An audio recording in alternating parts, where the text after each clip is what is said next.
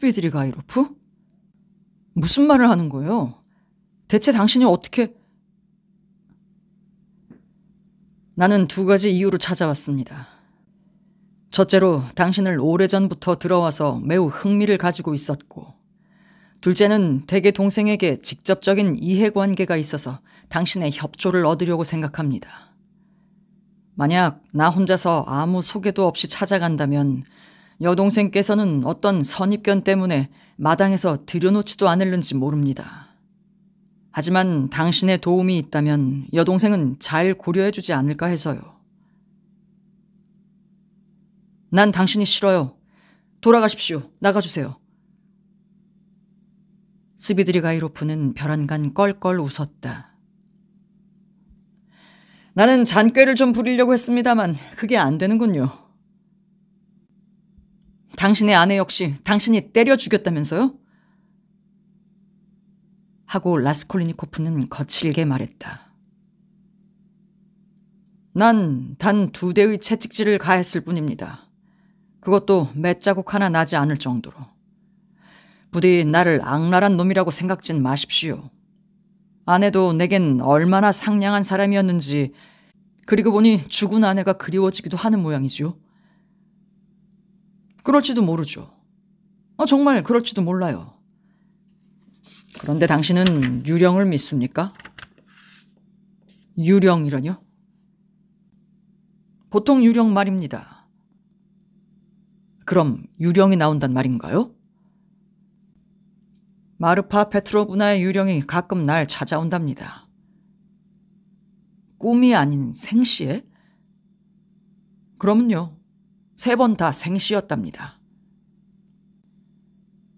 그래, 부인이 나타나서는 어떤 얘기를 하던가요? 글쎄, 그게 모두 쓸데없는 군소리뿐이랍니다.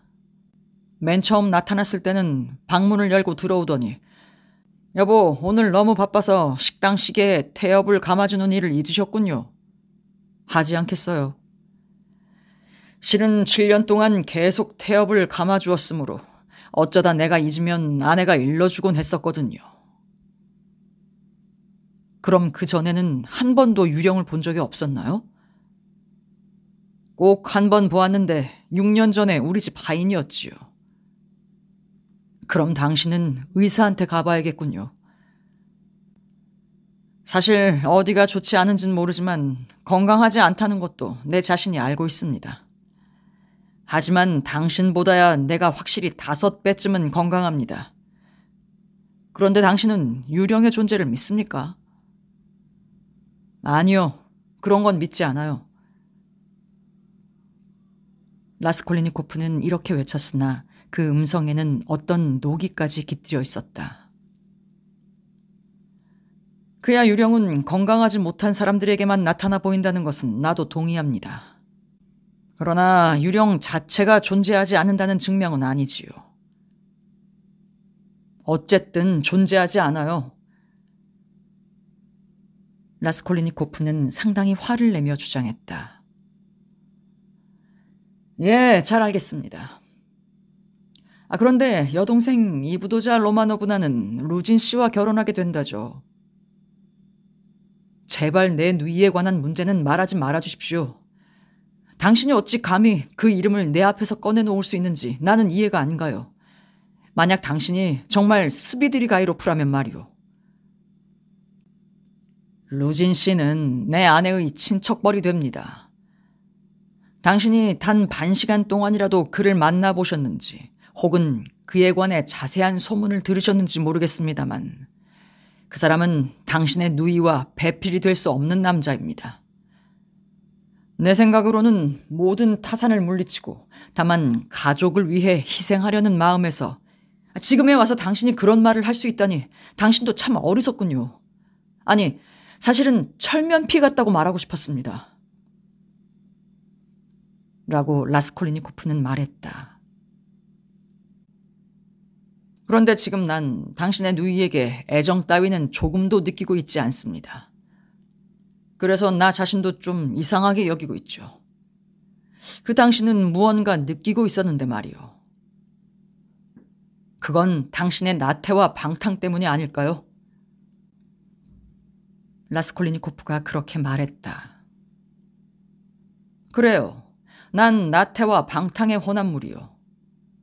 하지만 당신의 누이는 여러 가지 훌륭한 점을 지니고 있어서 나 같은 놈도 굴복했었던 거지요.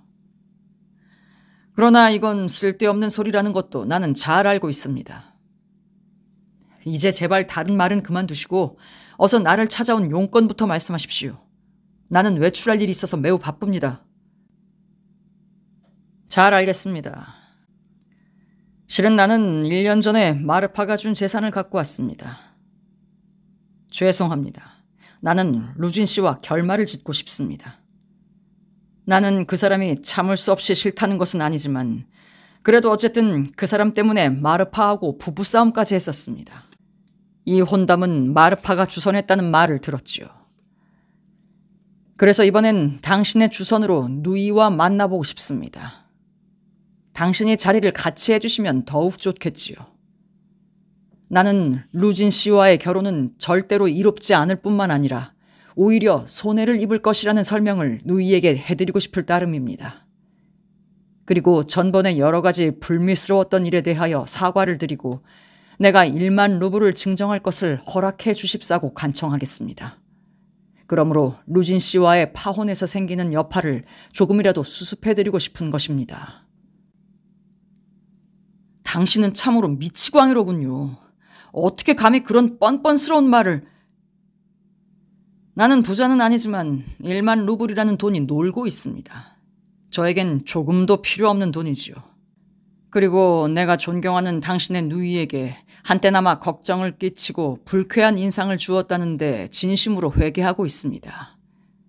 그렇다고 돈으로 갚는다든가 배상하자는 것은 아닙니다. 나도 경우에 따라서는 가까운 시일 내에 결혼할지도 모릅니다. 그것으로 내가 이부도자 로마노브나를 유혹하려는 것이 아닐까 하는 의심은 깨끗이 제외됩니다. 아무튼 화만 내시지 말고 냉정과 침착성을 가지고 잘 생각해 주십시오. 이렇게 말하면서도 스비드리가이로프는 대단히 침착하고 냉정한 태도를 취했다. 제발 그만해 주십시오. 어찌 되었든 용서할 수 없는 언동입니다. 그건 절대로 그렇지 않습니다. 가령 내가 죽고 그만한 돈을 여동생에게 유언으로 남겼다 해도 역시 그 돈을 거절할까요? 물론 거절하겠지요. 좌우지간 지금 한 이야기를 제발 누이에게 전해주시기 바랍니다. 전할 수 없습니다. 하는 수 없군요. 나는 억지로라도 만날 기회를 만들겠습니다. 그럼 내가 전하기만 하면 면회를 강요하진 않겠단 말이요? 한 번 정도는 꼭 만나 뵙고 싶은데요. 기대하시지 않는 게 좋으실 겁니다. 아무튼 누이를 꼭 만나 뵙고 싶습니다. 진정입니다. 그럼 이만 실례합니다. 참, 잊을 뻔했군요. 로지온 노마노비치, 누이에게 전해주십시오. 마르파의 유언으로 그분은 3천 루블을 받게 되었습니다. 마르파는 죽기 일주일 전에 내 앞에서 그런 결정을 내렸던 것입니다. 2, 3주일 후면 누이는 그 돈을 받게 될 겁니다. 뭐라고요? 꼭 전해주십시오. 진실이니까. 그럼 또 뵙지요. 나는 이 부근에 머무르고 있겠습니다. 스비드리가이로프는 나갔다. 그리고 라주미힌과 마주쳤다.